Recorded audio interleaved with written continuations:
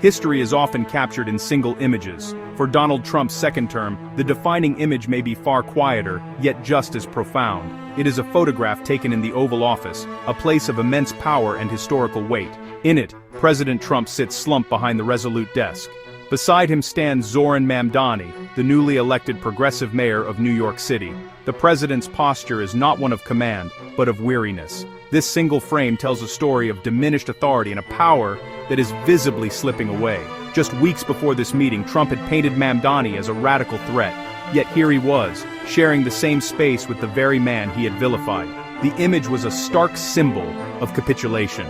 It showed a president forced to accommodate an adversary, not out of a newfound spirit of unity, but from a position of undeniable weakness.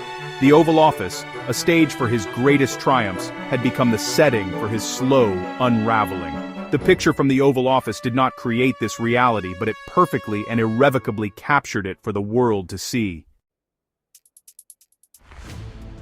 Every presidency has its ambitious projects, its moonshots. For Donald Trump's second term, one of the most hyped initiatives was the Department of Government Efficiency, or DOGE. Championed by billionaire Elon Musk, it was sold to the American public as a revolutionary endeavor. However, the grand vision quickly dissolved into a bureaucratic nightmare. The project produced no tangible results. Instead, its most significant legacy was a humanitarian disaster. The promise of efficiency had delivered only chaos and suffering. In November 2025, the Office of Personnel Management quietly confirmed what many in Washington already knew. The Department of Government Efficiency had been dissolved. The failure of the DOGE project was a major blow to the president's credibility. The quiet end of DOGE was an admission of failure, one that the White House clearly hoped would go unnoticed. For the American people, it was another broken promise, another sign that the administration's focus was more on headlines than on actual governance. On Friday, November 21st, 2025, President Trump stood before television cameras and did something that once seemed unthinkable. He praised New York's new mayor, Zoran Mamdani. This was a stunning reversal. Just 18 days earlier, the president had been engaged in a scorched earth campaign against Mamdani. Now he was extending an olive branch. This was not a moment of newfound bipartisanship. It was a calculated act of political survival. Trump's approval ratings were in a freefall. The meeting with Mamdani was a desperate attempt to appear presidential. The president's actions were no longer being driven by a coherent strategy or a set of ideological beliefs. They were the reactive, unpredictable moves of a leader who senses his power is diminishing and is willing to do anything to hold on to what remains.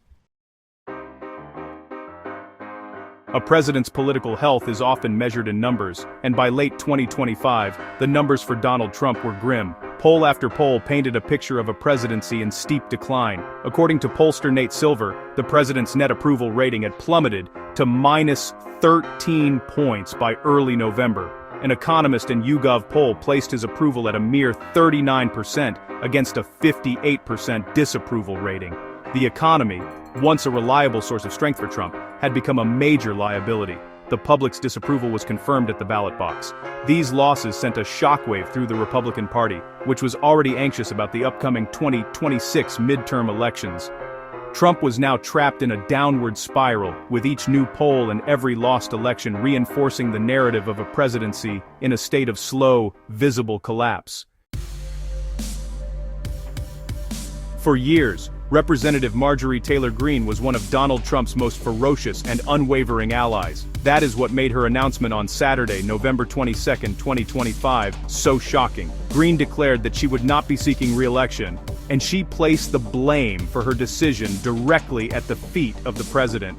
The breaking point, according to Greene, was her demand for the full release of the Jeffrey Epstein files. Greene's defection was a devastating blow. Her departure signaled to other Republicans that the price of absolute loyalty to Trump could be a career-ending confrontation. The split highlighted a growing sense of unease within the party. The incident also raised uncomfortable questions about the president's priorities. The fracture with Marjorie Taylor Greene was more than just a political soap opera. It was a clear sign that the coalition Trump had built was beginning to crack under the pressure of his own actions. At 5:38 in the morning on Monday, November 24, 2025, President Trump sent out a message on social media that encapsulated the economic incoherence of his administration. In the early morning hours, he tweeted that tariffs are charged to other countries. This is a claim he has made repeatedly throughout his political career, and it's a claim that is universally refuted by economists. The president's tweet was not just a minor misstatement, it was a gross misrepresentation of his own signature economic policy. In previous years, a statement like this from a sitting president would have triggered a firestorm of media coverage, but this time, the reaction was different. It was muted. This lack of response was, in its own way, more telling than the tweet itself. The outrage machine had finally run out of steam. The silence that greeted his 5:38 a.m. declaration was not a sign of agreement but of fatigue. A quiet acceptance that the president operates in a reality of his own making. When historians look back on Donald Trump's second term, they may not find a single dramatic moment of collapse. Instead, they will see a slow, public unraveling, a presidency bleeding out from 1,000 small cuts, the image of a defeated Trump sitting beside Mayor Mamdani. The quiet failure of the much-hyped DOGE project. The desperate reversal on a once vilified opponent. Each event, on its own, might seem minor, but taken together, they paint a clear and unmistakable picture of decline. The president's actions are no longer those of a political strategist executing a grand plan. They are the desperate, impulsive moves of a leader focused purely on survival. The end of Trump's second term is shaping up to be a story of slow-motion decay. The presidency that began with a promise to shake up the established order is now ending in a quiet, visible collapse, defined not by strength, but by a desperate struggle to remain relevant.